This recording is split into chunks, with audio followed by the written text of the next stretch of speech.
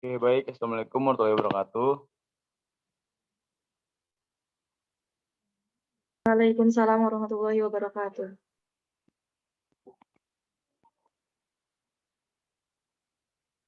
Alhamdulillahirrahmanirrahim.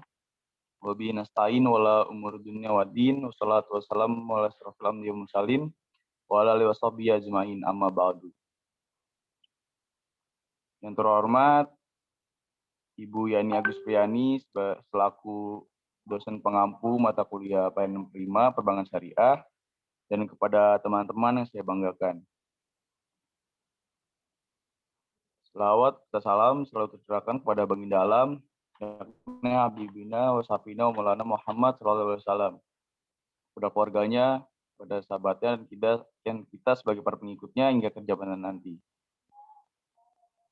Mungkin langsung saja. Di sini saya sebagai moderator dari kelompok 4, ada Cynthia Rama Sugandi dengan NIM 2014 2009, ada saya sendiri Perbaiki Ajis dengan NIM 2014 2014, ada Haija Nur Sabrina dengan NIM 2014 2023, dan yang terakhir ada Siti Putri Amanda dengan NIM 2014 0024.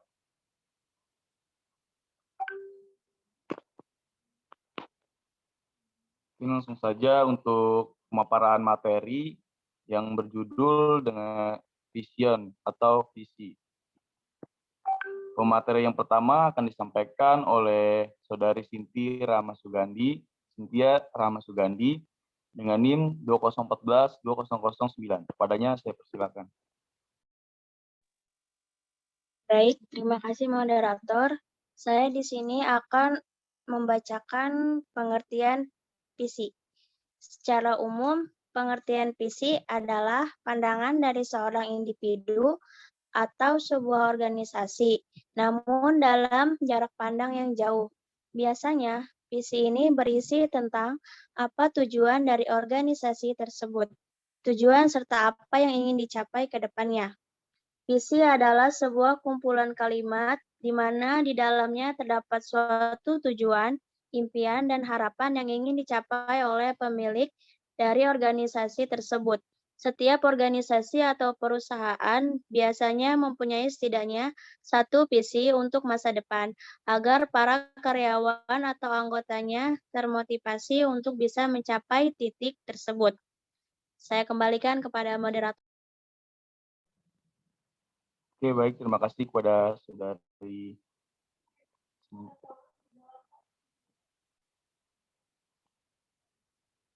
Cynthia Ramasugandi. Selanjutnya, materi yang kedua akan dibacakan oleh saudari Haiza Nur Sabrina. Padanya saya persilakan.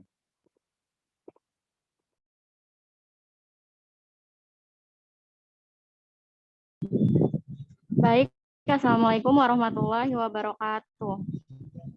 Nama saya Haiza Nur Sabrina dengan NIM 201420023. Di sini saya akan menjelaskan berikut ini adalah beberapa pengertian yang kami dapatkan dari berbagai sumber. Yang pertama ada Indra Karalesa berpendapat bahwa visi merupakan sebuah cerminan dari kumpulan keyakinan dan asumsi mengenai banyak hal. Hal tersebut bisa termasuk dalam ekonomi, teknologi, politik, etika, dan kemanusiaan. Yang kedua, Sapta Nirwandar berpendapat bahwa misi dapat diartikan sebagai sebuah kegiatan yang wajib dilaksanakan untuk mewujudkan visi sebuah organisasi menjadi kenyataan. Yang ketiga, Jamaluddin Ancok. Menurut seorang ahli bernama Jamaluddin Ancok, visi adalah sebuah pernyataan di mana isinya merupakan kumpulan arahan mengenai apa yang akan menjadi langkah organisasi di saat mendatang. Yang keempat, Mitra BH. Mitra BH berpendapat bahwa visi mempunyai arti sebagai sesuatu yang ideal, sesuatu yang sempurna yang kita harapkan akan terwujud di masa depan.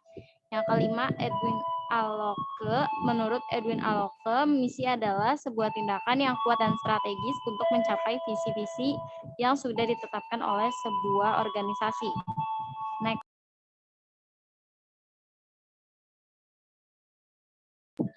Saya kembalikan kepada moderator. Terima kasih. Baik, kepada saudari Haiza. Yang selanjutnya itu akan dibacakan oleh saya sendiri, Becky Ajis dengan NIM 2014-2014. Manfaat visi. 1. Meningkatkan tanggung jawab dan etos kerja karyawan yang bekerja pada organisasi tersebut. Yang kedua, menjadi media untuk mengkondisikan kondisi organisasi. Yang ketiga, menumbuhkan rasa memiliki organisasi. Yang keempat, meningkatkan standar kerja yang baik. Next.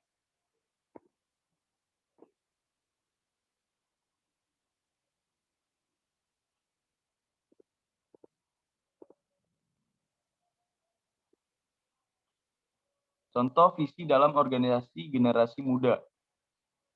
Visi atau vision, suatu gambaran ideal yang ingin dicapai di masa yang akan datang. Hal ini dapat 1. Diciptakan melalui konsensus. 2. Bentuk-bentuk image ideal di masa yang akan datang dan mempengaruhi mental orang-orang untuk berhasrat mencapainya. Yang ketiga, menggambarkan suatu yang mungkin tidak perlu harus dapat diperkirakan. Yang keempat, memberikan arah dan fokus. Yang kelima, mempengaruhi orang-orang untuk menuju ke misi. Yang keenam, tidak memiliki batas waktu suatu visi organisasi dapat sukses apabila berhasil memperdayakan orang lain, memperdayakan orang-orang.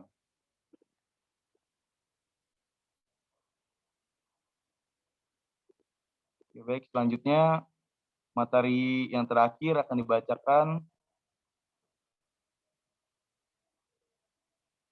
oleh Siti Putri Amanda. Padanya saya persilakan. Baik, terima kasih kepada moderator. Saya Siti Putri Amanda dengan NIM 2014-20024. Langkah-langkah perumusan visi. Menurut Finken Gesprecht tahun 1997, menyatakan bahwa ada 8 langkah dalam mendesain pernyataan visi. Langkah yang pertama yaitu mengumpulkan input. Visi agar efisien harus menggambarkan keadaan ideal dari organisasi secara keseluruhan. Langkah yang kedua, melakukan brainstorming. Dari ide-ide yang dihasilkan, kemudian diolah menjadi sebuah visi yang menggambarkan keadaan ideal yang ingin dicapai. Langkah yang ketiga, seleksi ide-ide yang terkumpul. Ide-ide kemudian dikelompokkan untuk mengetahui ide-ide mana yang relevan dan dapat memperkaya keadaan ideal di masa depan. Next.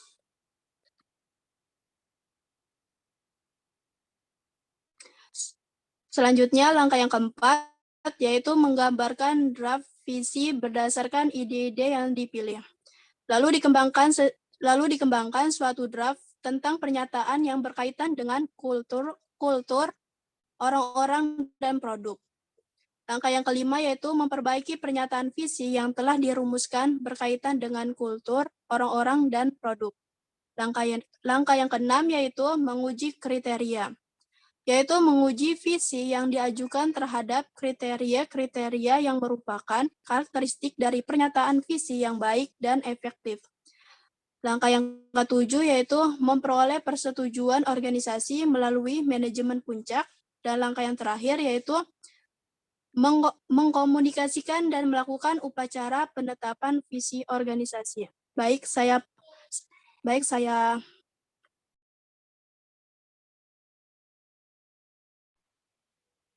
Oke, baik. Terima kasih kepada Saudari Siti Putri Amanda yang telah memaparkan materi. Mungkin itu saja pemaparan materi dari Vision. Selanjutnya akan ada sesi tanya jawab bagi teman-teman yang ingin menanyakan. Mungkin bisa lewat chat atau langsung menanyakannya langsung. Pada teman-teman dipersilakan.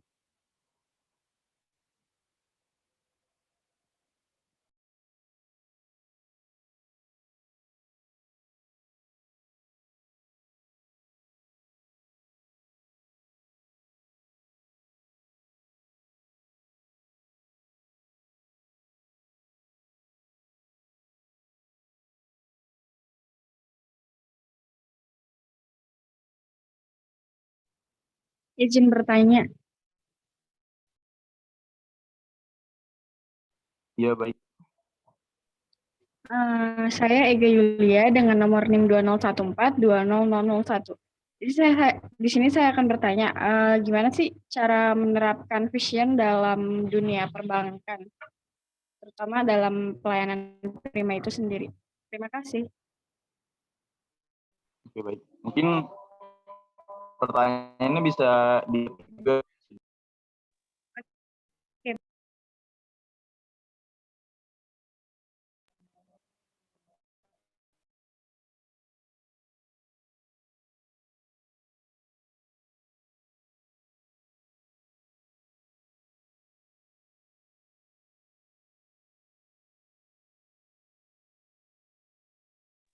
Izin bertanya. Ya, silakan Saudari Sophie. Oke, baik. Jadi visi itu kan dibutuhkan ya, khususnya terlebih lagi dalam institusi perbankan gitu, karena memang visi itu menjadi pandangan untuk masyarakat bisa percaya nih sama bank kita. Lalu bagaimana kasus yang penipuan yang dilakukan oleh teller bank itu sendiri? Apakah akan merusak visi bank tersebut? Lalu bagaimana cara mengatasinya agar vision yang udah dibangun atau yang menjadi dasar bank tersebut tuh nggak rusak di mata masyarakat? Terima kasih. Terima kasih untuk Saudari Sophie yang telah bertanya. Mungkin pertanyaannya bisa saya lempar dulu kepada teman-teman yang ingin menjawab, mungkin dipersilakan.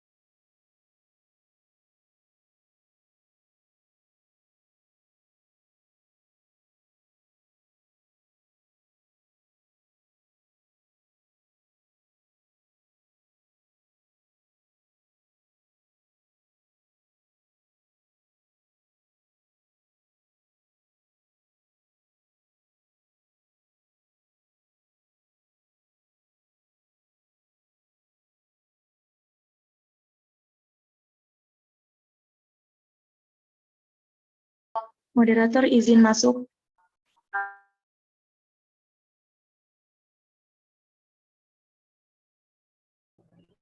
Izin menjawab pertanyaan dari Ega Yulia.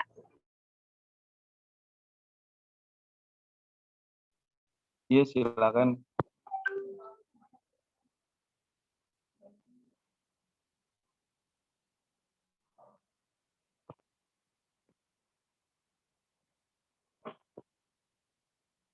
Tadi siapa yang ingin menjawab? Haiza, Ya, pertanyaannya silakan. bagaimana cara penerapan vision dalam dunia perbankan?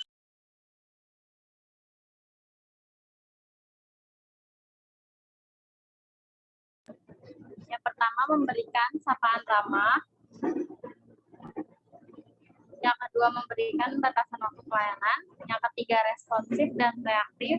Yang keempat, lakukan survei dan evaluasi. Yang kelima, perhatikan penampilan. Yang keenam, kesediaan melayani. Yang ketujuh, pengetahuan dan keterampilan. Yang kedelapan, tepat waktu dan janji. Terima kasih.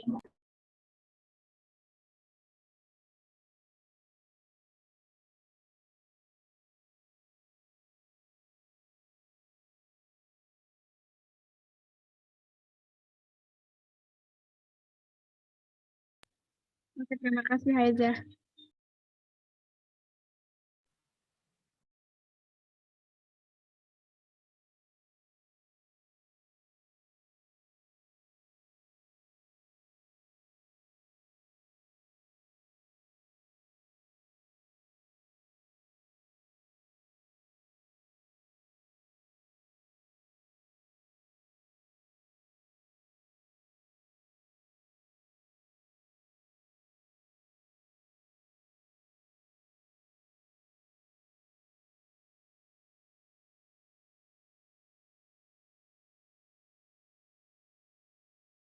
Untuk Saudari Ega, apakah sudah jelas?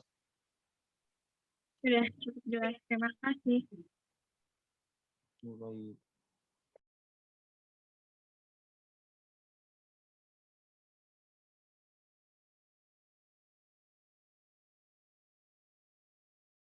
Untuk teman-teman yang ingin menambahkan, mungkin silakan.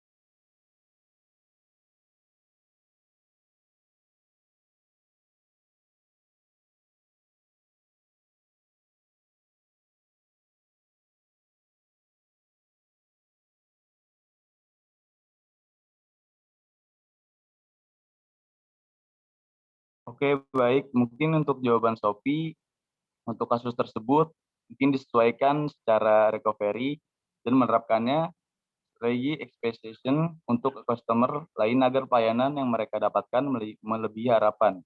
Selanjutnya, terus membranding diri dan memberi jaminan hal seperti itu tidak akan pernah terjadi lagi. Mungkin itu saja yang dapat saya sampaikan jawabannya. Untuk Saudara Sophie, apakah sudah jelas? Jelas. Jadi untuk kasus tersebut kita menerapkan recovery dulu agar pelanggan tidak kecewa dan tidak memberikan pengaruh negatif pada pelanggan lain, lalu menerapkan strategi expectation yang sebelumnya dijelasin oleh kelompok 2 agar customer lain dapat pelayanan yang melebihi harapan. Selanjutnya kita terus membranding diri ya, gitu ya Ri ya? Agar hal seperti Iya, itu nggak pernah terjadi lagi. Oke, cukup jelas Fahri, terima kasih jawabannya.